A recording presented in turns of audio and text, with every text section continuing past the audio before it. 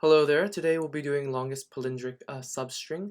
I think we've done this problem before, but I'm not sure if we've done this using a dynamic programming approach. So what is dynamic programming? I think this particular problem asks us that particular question. So I found that dynamic programming for the solution was to expand around the center, storing the item that supposedly it is a palindrome and expanding. So at around every center, this gives us a O of n squared time because we are expanding for the entire list for for each n. The problem that I see with this particular problem is, I mean, well, there's no problem with that, but that's the definition of a dynamic programming. So what we're gonna do is run our definition.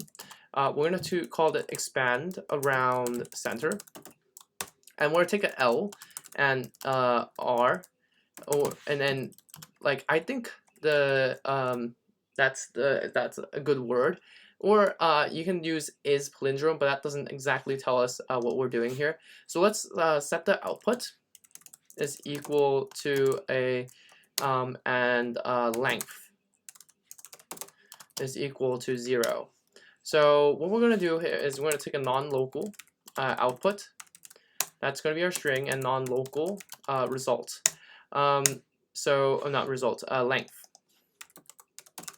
And with that, we'll expand at that particular location, wherever the part of the string is 0, and right is less than the length of s, and s is L equals s of R. So with that, so as long as they're palindromic, these items, then we will go through them. You're wondering why we have to write this function already. The reason is because we have to handle odd and evens. Odds, that means we're expanding from 1 point. Evens, we're expanding from 2 points. And that's the reason why we're doing this. And so next is right minus left plus 1. Why do we right minus 1 plus 1? That's going to be equal. That's going to be our first item. And also, it's going to be our second item when we move the 2 items. So it's going to be like a 3 and a 1. 3 minus 1 equals 2. 2 plus 1 is 3. So 3 items there. That's just how it goes. So S is length. So if it is the case that's greater, we're going to store that as our longest string.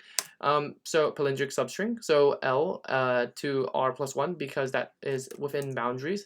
I mean output. So and then the length is going to be updated to be equal to R minus L plus 1. So with that, we can now minus equals 1 and R plus equals 1. And that completes our function. So now we just have to run this for every item within the length of the string.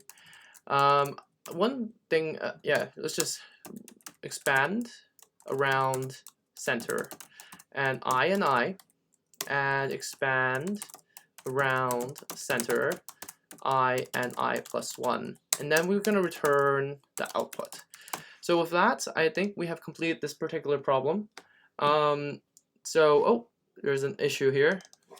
Length. So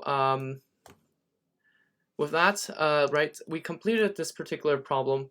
There are many ways to solve this particular problem, but I think this is the most straightforward way of dynamic programming. And the lesson here is for dynamic programming, it's just about storing information that we've had, and this is a very simple dynamic programming problem and approach. So that's the code. If you enjoyed this video, please like and subscribe. And if you want more videos, check the link in the description below. Thank you very much, and I'll see you in the next one.